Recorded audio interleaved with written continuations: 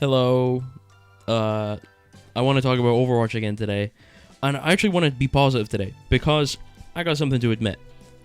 I know I'm a doomer. I'm an Overwatch doomer. Like the majority of the things I say is pretty negative about the game, and I critique it a lot. And I like to say that the game is horrible, which right now it is. However, I do want to actually say I love this game, like a lot, like genuine, actual love for the game. And I think that's pretty obvious because if I genuinely hated the game, I would have quit. And I did for 2 months because I genuinely did hate the game for a while. And I quit because of it. And I didn't talk about it and I didn't play it and look at patch notes. I genuinely did not care what happened. But now that I'm back and I've been enjoying it a little bit more recently, I thought that I would explain that the reason I critique the game so much is because I genuinely love it. And all of my negativity comes from a place of love, right? It might not sound like it a lot of the time, but the majority of the time when I'm flaming the game, it's for a good reason. And I want to talk a little bit about why I think Overwatch kind of sucks right now, but why I still love it as well, because I think that's important. So, firstly, why do I love Overwatch? It's mostly rose-tinted glasses at this point, to be completely honest, because in Overwatch 1, originally, it was insanely high skill, really, really high skill ceiling, really low skill floor, which is kind of pretty complex to be able to do anything, tons of carry potential. The game was super skillful. There wasn't much bullshit in it, not as much as there is nowadays. And generally speaking, the game was just way harder, way more fun, way more rewarding, had better systems. Everything about it was generally superior, in my opinion.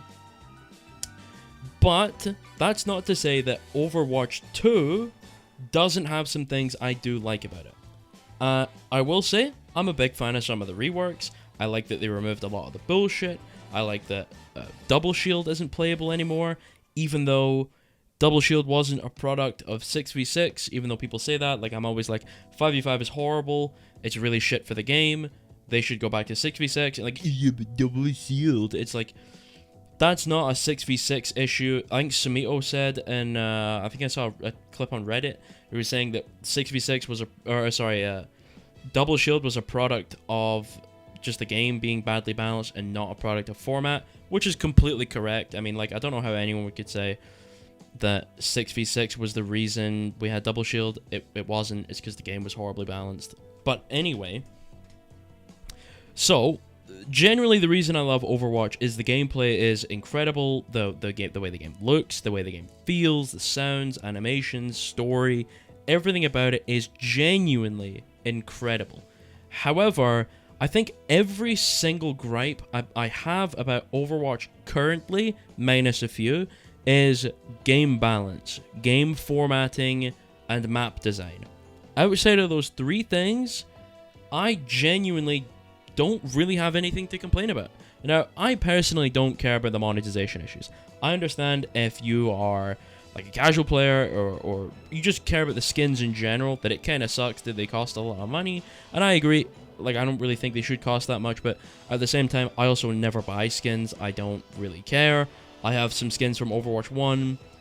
They're pretty cool, but I could use the default ones as well. I don't really mind because I don't really look at the skin. I don't really mind. But I get for some people they like the skins. So it sucks for them that the skins cost so much, but I personally I don't really mind. I will say the main thing I have wrong with Overwatch right now is that game balance is really bad. And it's predominantly role imbalance that is the major issue. Because currently, there's a giant power dynamic going on in the game right now that's horrible. And I'll explain why. And I saw in a Sumito video a few days ago. Now, I might use some of his words. I don't really remember exactly what he said. But the way he explained it was so good that it really made me understand what my actual complaint was. Because a lot of the time in the videos, I would say, oh, I really hate this thing. And then I think about why, and I'm like, I don't really know why. It just feels like shit. And then the Sumito video really made me realize, holy shit, that's actually why it feels like ass. So, here's the thing. Sumito said something along the lines of, the reason 5v5 is so horrible is because you can't actually have balanced roles. Like, that's not what he said word for word, but generally it was along those lines. Because right now, we have a system in which the tank role is extremely tanky and does a shitload of damage in 1v1. Outside of 1v1, they are borderlining on completely useless because they just don't have the necessary tools to deal with things. And that's not because their kit is broken, it's what they're going against is broken. For example, the support heroes. Like, say you're playing Ramatra, and you're fighting an Ana. She can burn through all of her cooldowns, all of her ammo, it doesn't matter. If you're Ram, you have a high likelihood of winning that 1v1. Like, the chance of Ana beating a full HP Ram walking on her is pretty low. It's not really going to happen. But, let's say you add, like, a Zenyatta to the equation. That Ram loses 99% of the time. And I don't necessarily think that's super problematic. I mean, it's a 1v2. They should probably not have a great chance. But at the end of the day, the fact that just adding one extra support to a fight shifts things from 1000% winning in favor of the Ram to you're getting absolutely butt-fucked by two support heroes now feels kind of lame. And the reason for that is that supports generally are insanely powerful across the board, but predominantly so when there are other people involved, right? If you just isolate a 1v1 with a support, you're basically going to win. Like, unless you're really, really bad, or the enemy team is really, really good, chances are you're going to beat the support in the 1v1, generally speaking. The problem obviously occurs when there are multiple players happening, and you rarely isolate a support in a 1v1. So, I would say about 90% of the time, 95% of the time, the support problem is occurring because there is, obviously, the team fight mechanic, which I think is very good. It's a team-based game, you should be fighting as a team, but a lot of the problems come from the fact that you are fighting as a team, right? So you're playing a brawl comp, and you have Baptiste Kiriko as your backline.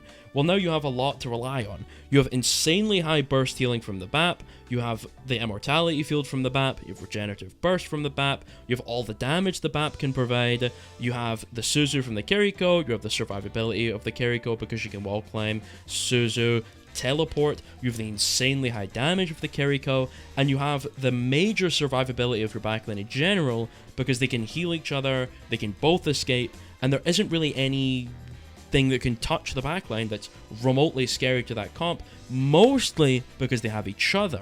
If they didn't have each other, it would be a fairly simple, we just jump on them, they're probably gonna die.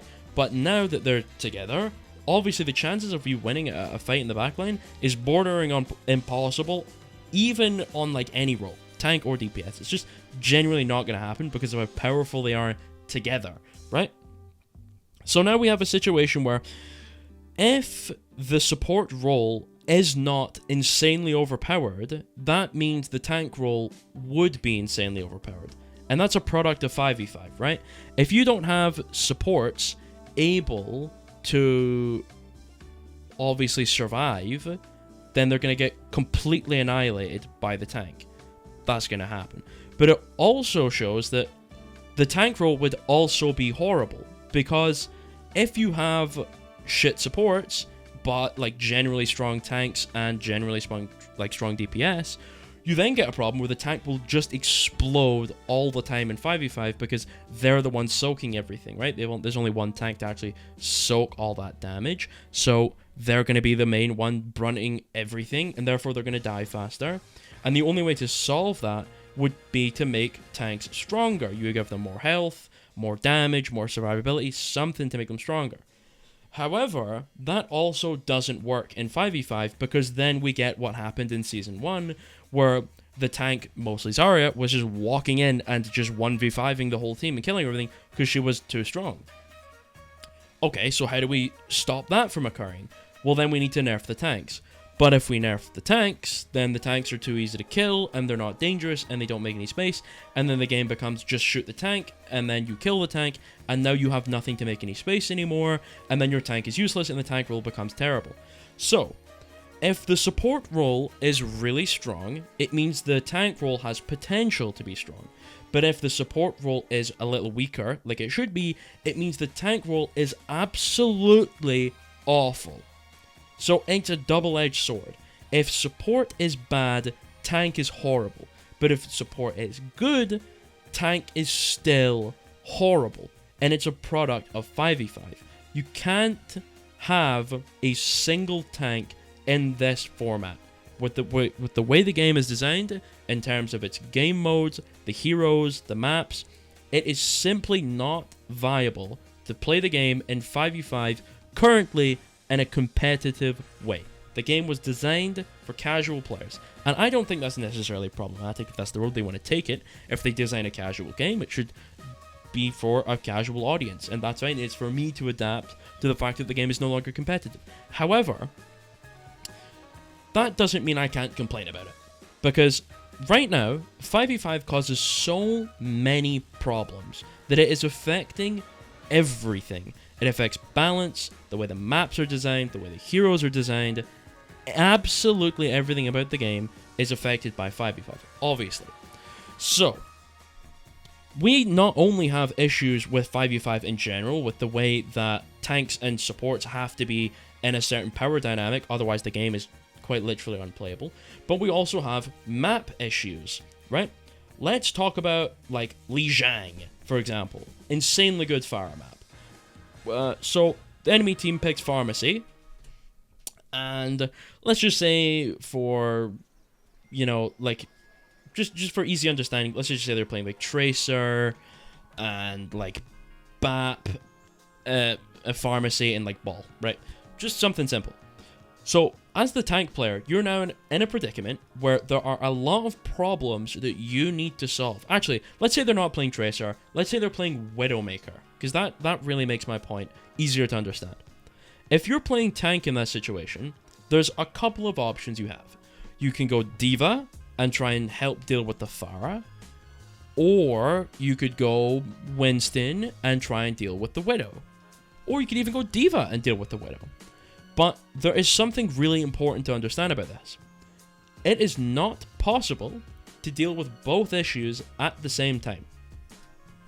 Which might not necessarily be a giant problem, but when you genuinely think about it, it becomes pretty obvious that this is not a good thing.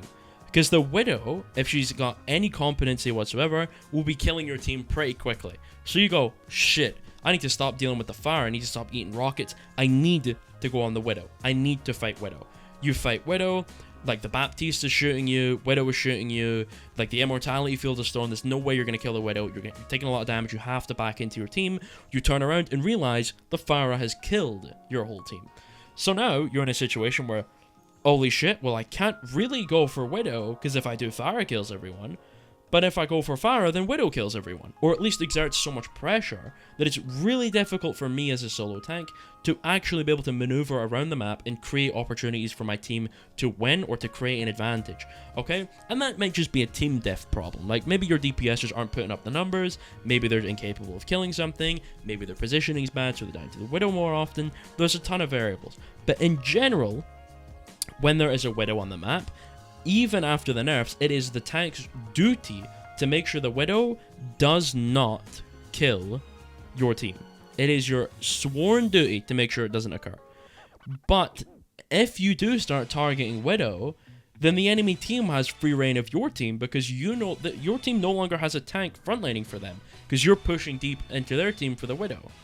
So then they decide, Diva's flying on our Widow, let the Widow die. We don't care about saving our Widow. We're gonna go kill the entire enemy team. And then all of a sudden you have Orisa and like Tracer, Bap, Kiriko walking on your team farming, because they get the power of Orisa, who's essentially unkillable, and they just walk on your team with a big numbers advantage and just slaughter your team because they have a tank and you don't. That feels lame as fuck to play against. And do you know why that occurs? It's because of 5v5.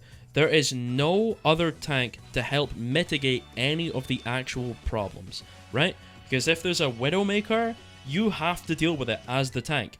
But you also can't deal with it as the tank, because if you do, your team dies and you lose. So to play tank properly, you need to play perfectly. And if you make any mistakes, you lose the game. However, the margin for error for, say, supports is so large that you can play borderlining on trolling the game, but because your role is so powerful, you just get away for free and you can get massive impact, huge damage, huge healing, giant cooldown usage, big ults, relatively easily. So the solution would be, we gotta nerf the support heroes. We can't let the supports be so strong. Oh, but remember the problem that occurred earlier?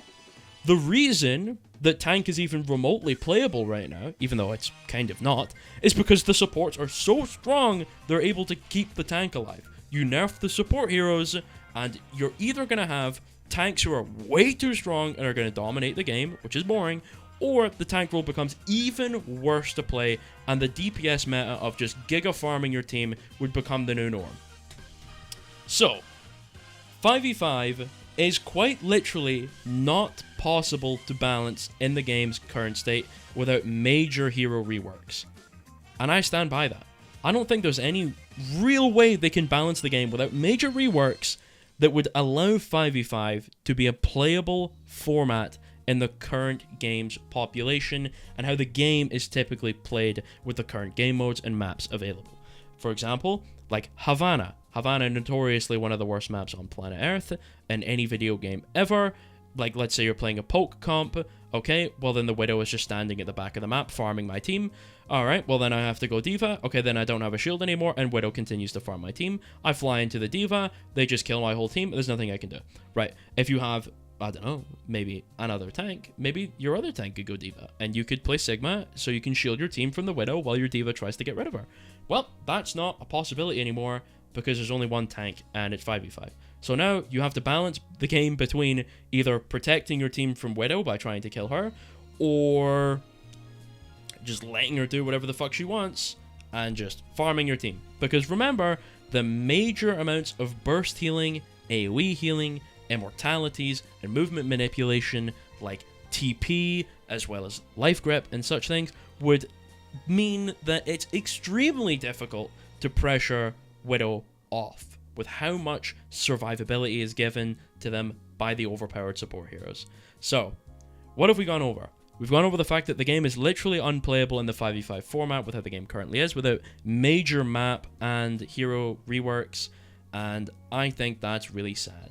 I love Overwatch, but the game currently cannot physically be competitive in its current format, and that makes me very upset. Anyway, thank you for watching. Mwah! Goodbye.